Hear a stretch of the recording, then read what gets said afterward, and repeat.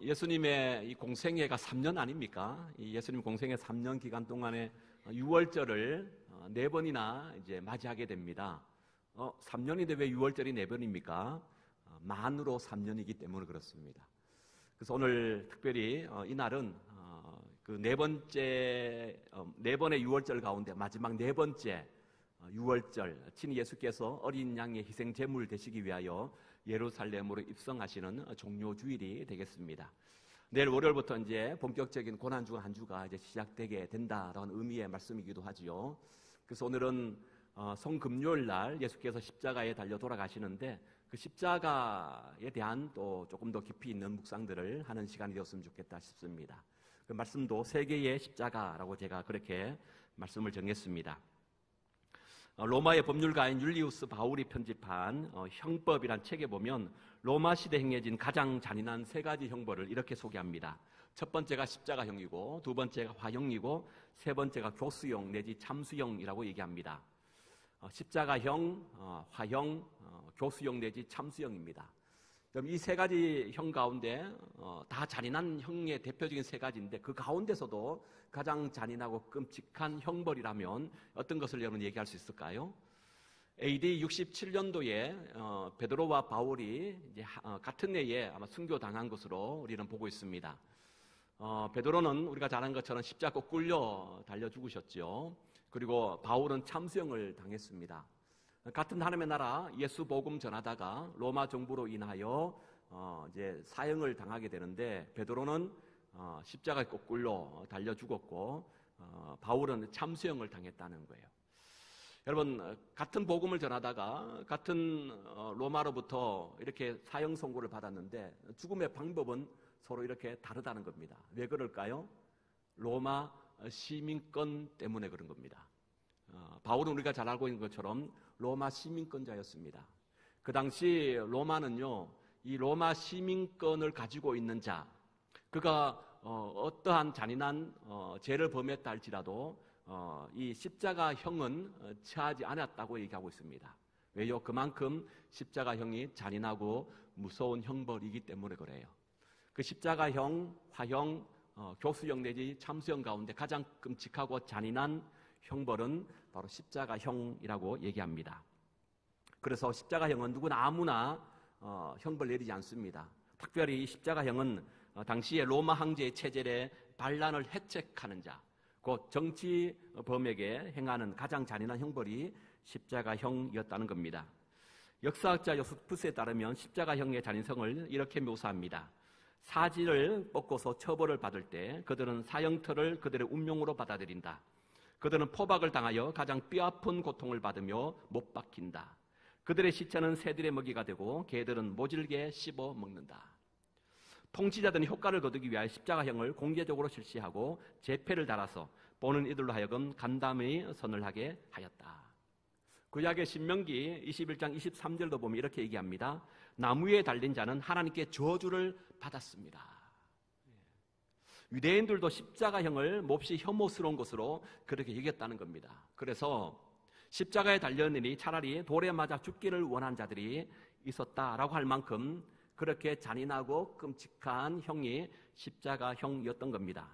그런데 그날 헤롯의 곳 골고다에는 하나의 십자가가 아니라 3개의 십자가가 세워져 있습니다. 오늘 본문 32절과 33절 다시 한번 읽어볼까요? 32절입니다. 시작. 또 다른 2 행각자가 사형을 받게 되어 예수와 함께 끌려가니라. 해골이라 하는 곳에 이르러 거기서 예수를 십자가에 못 박고 2 행악자도 그렇게 하니 하나는 우편에 하나는 좌편에 있더라. 가장 중앙에 예수께서 못 박혀 달린 십자가, 그리고 좌우에 행악자라고 오늘 누가복음은 그렇게 기록하고 있습니다만은 다른 복음서에 보면 이 행악자를 강도들이라고 표현하고 있습니다. 이 강도들, 행악자가 누굴까? 그들은 다른 사람이 아니라 바로 열심당원이다 이렇게 말합니다. 예수 당시에 이 하나님 나라 무브운동, 하나님 나라 운동이 여기저기 많이 일어났습니다. 그 하나님의 대표적인 운동을 주장하고 선두했던 내 종파, 때로는 내 파당이다 이렇게도 말하는데요. 내 종파가 이렇게 되어 있습니다. 이 바리새파, 또 사두개파, 에세네파, 그리고 또 하나가 젤롯이라고 하는 열심당원입니다. 이 열심당원의 특징은 하나님 나라가 이 땅에 임하는데 어떻게 임하느냐? 무력으로, 힘의 논리에 따라서 우리가 하나님 나라를 쟁취해 나가야 된다. 이런 논리적 구조로서 하나님 나라를 이 땅에 실현하고 또 이렇게 이루려고 했던 이들이 열심당원입니다. 그래서 그들은 무력으로 하나님 나라를 이루려고 했기 때문에 그들의 이 가슴 품에는요, 이 짧은 단도, 칼, 시칼이라고 하는 우리말 어원과도 비슷하지요. 시칼, 시칼을 가슴에 품고 다닌다. 그들이 아람어로 시칼입니다. 비슷하지 않습니까? 별로 안 웃으시군요. 예. 시칼이라는 건 짧은 단도를 가슴에 품고 다니다가 평소에 로마 정부의 앞잡이들, 로마 정부에 동조하는 사람들을 가차없이 품었던 칼을 빼들어서 그들 처단하는 것입니다. 예수님의 제자 가운데도 이런 열심당원이 있었다라고 얘기합니다. 누굴까요? 겟세마네 동산에서 기도하고 내려오실 때 그 예수를 잡으려고 했던 일당의 무리들이 있지요. 특별히 그때 이 대제사장의 종인 말고의 길을 잘랐던 제자가 있습니다. 누굽니까? 저는 아닙니다. 저는 아니고 여러분도 아닌 것 같아요. 누굴까요? 베드로였습니다. 베드로가 갑자기 어떻게 이 말고의 길을 잘랐을까? 그가 평소에 품고 다녔던 그 시칼을 빼들어 그 말고의 길을 잘랐지 않았을까? 그래서 베드로는 열심당원 중에 한 사람이었을 것이다. 이렇게 학자들이 많이 얘기합니다. 이처럼 여러분 지금 예수님의 좌우편에 십자가에 같이 달렸던 행악자, 강도들, 그들은 극단적인 민족주의자들이었습니다. 무력과 힘으로 로마를 타도하고 하나님 나라를 세워가겠다 했던 인물이었다는 겁니다. 그래서 이 행악자, 강도들은요, 우리가 생각하는 지금 우리가 그 강도 그럼 어떤 이미지 가장 먼저 떠오릅니까? 아주 잔인하고 악랄하고 아주 혐오스러운 범죄자들, 사람을 죽이고 해하는 그런 우리가 생각하는 그런 강도가 아니라는 겁니다. 로마 정부를 정복하고 타도하여 이 땅 가운데 하나님의 나라를 세워가려고 했던, 그러니까 로마의 입장에서는 바로 정치범들이라고 얘기할 수 있다는 거예요. 그래서 이 로마는 바로 이 두 강도 역시도 가장 잔인한 형벌인 십자가형을 그들에게 내린 것입니다. 예수님은 바로 이 두 강도들 사이에, 그것도 누구나 한눈에 볼 수 있는 가장 정중앙, 가장 높은 곳에 달았습니다. 왜일까요? 이사야 53장 12절 보면 이렇게 기록합니다. 그가 자기 영혼을 버려 사망에 이르게 하며 범죄자 중 하나로 해하림을 받았음이니라. 여러분, 이 말은 예수님이 온 인류의 죄를 대신 짊어지시고 십자가에 달리셨다는 것은 만천하에 지금 공개하기 위해서 친히 두 강도 사이에 끼어서 함께 십자가형을 받도록 하나님이 일찍이 그렇게 계획하셨다는 거예요. 그렇다면 여러분, 로마인들은 이 이사야의 말씀을 미리 알고 그렇게 행한 것일까요? 결코 그렇지 않습니다. 로마인들은 도리어 자칭 유대인의 왕이란 제패까지 예수님의 십자가 위에 붙이고 로마를 정복하려고 했던 열심당원의 바로 그 우두머리, 죄인들의 개수가 누구냐? 바로 예수였다는 것을 만천하에 알리기 위하여 십자가 가운데도 가장 중앙에, 가장 높은 위치에 있는 십자가에 예수님을 못 박았다고 하는 사실이에요. 그런데 하나님께서는 이들의 이런 악한 행위를 당신의 뜻을 이루는 선한 도구로 지금 사용하고 계신 겁니다. 이런 내용은 성경에서 여기저기 많이 발견하는데요. 여러분, 하나님 어떤 분이시죠? 우리 인간의 악함을 들어 당신의 뜻을 이루는 선으로 바꾸시는 분이십니다. 약한 자를 들어서 강한 자를 부끄럽게 하시는 분이시라는 거예요. 세상에 미련한 것을 택하사 지혜 있는 자들을 부끄럽게 하시는 분이십니다. 그러기에 가장 잔인한 죽음의 그 고통의 십자가를 들어서 인류에게 참 평안과 안식을 주는 구원의 십자가가 되게 하신 것입니다. 골고다, 해골, 죽음의 땅에 십자가가 세워지고 이 십자가에서 흘리신 예수의 보혈이 땅에 떨어지는 그 순간 그 죽음의 땅이 생명의 땅으로 바뀌게 된 것입니다. 지금 이 십자가 밑에서 예수님의 모습을 바라보는 자들의 반응을 우리는 주목할 필요가 있습니다. 35절에 나오죠. 35절 이렇게 기록합니다. 백성은 서서 구경하는데 간원들은 뭐 했다? 비웃었다라고 되어 있습니다. 여러분, 이것을 조금 의역하면 이런 겁니다. 저 죽일 놈, 십자가형을 받아도 마땅한 놈, 침 뱉고 돌을 던지며 갖은 욕설을 퍼붓고 있다고 하는 거예요. 그런데 사실 저 십자가는 누구의 십자가입니까? 저들의 십자가요? 우리의 십자가요? 나의 십자가인 줄로 믿습니다. 나는 너희들의 죄를 위하여 죽노라. 너희들의 씻을 수 없는 죄로 인해서 내가 대신 죄인이 되어 죽노라. 주님께서 당신 자신이 극악무도한 강도들, 그것도 가장 중앙의 달림을 통하여 우리의 죄가, 나의 죄가 얼마나 크고 무서운지 적나라하게 보여주고 있는 것입니다. 그래서 우리는 십자가를 생각할 때마다, 십자가를 바라볼 때마다 가슴을 찢어야 합니다. 나는 죄인으로소이다. 내가 죄인 중에 괴수입니다. 죄에 대해서 치를 떨고 이를 갈아야 한다는 거예요. 그리고 한 걸음 더 나아다가 이 모든 죄를 대신 짊어지시고 친히 유월절 어린 양 대신 예수를 바라보며 그 예수를 믿고 그 예수를 고백하며 우리의 삶의 자리 현장 가운데 감사와 찬송을 날마다 드려야 될 줄로 믿습니다. 특별히 오늘 본문의 말씀을 자세히 읽어보면 예수께서 십자가에 달리실 때 크게 세 부류의 사람들을 우리는 또한 주목할 필요가 있습니다. 첫 번째 35절에 보면 누가 나옵니까? 백성이 나오고 또 중간에 보면 누가 나오죠? 관리들이 나옵니다. 백성과 유대 관리들이 등장하죠. 36절에 보면 또 등장하는 인물이 있습니다. 누굽니까? 군인들도 나옵니다. 39절에 보면요, 달린 행악자들이 있습니다. 그러니까 세 부류의 사람들이 지금 등장하는 거예요. 중요한 것은 이들의 공동점은 한결같이 십자가에 달리신 예수님을 비웃고 희롱하고 비방하는 자들이라고 하는 거예요. 그런데 모두가 이렇게 예수님을 비방할 때 비방하지 않는 한 사람이 있습니다. 40절입니다. 40절 읽어볼까요? 시작. 하나는 그 사람을 꾸짖어 이르되 내가 동일한 정죄를 받고서도 하나님을 두려워하지 아니하느냐. 이 하나가 누굽니까? 지금 십자가 좌우편에 달렸던 행악자, 강도 중에 한 사람이에요. 다른 복음서 보면 오른편 십자가에 달린 강도라고 얘기하고 있습니다.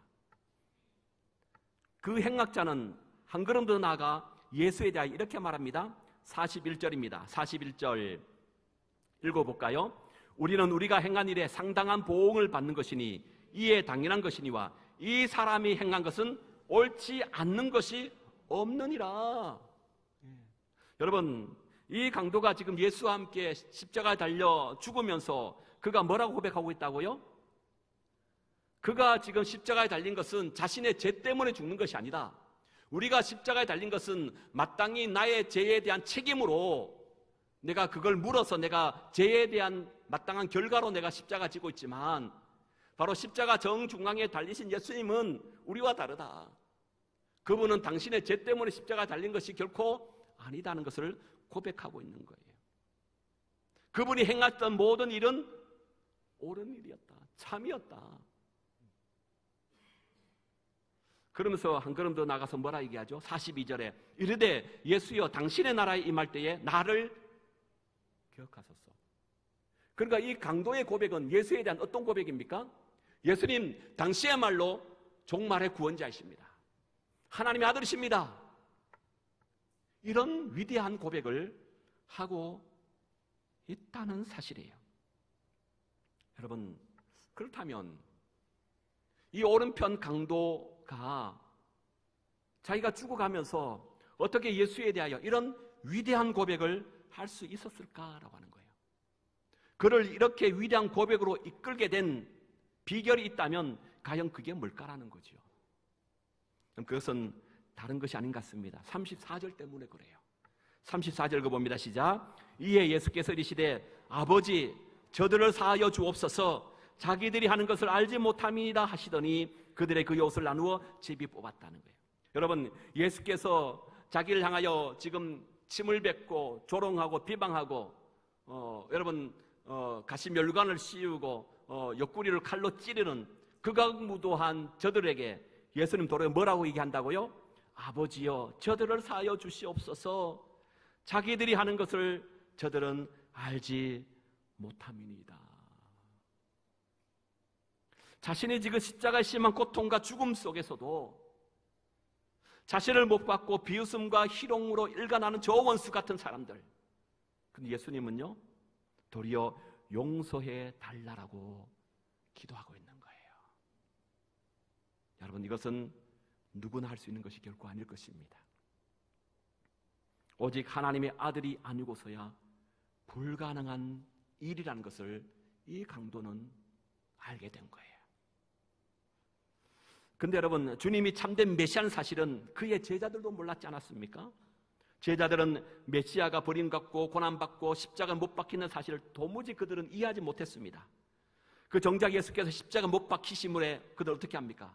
자기 살겠다고 뿔뿔이 도망가고 흩어졌습니다.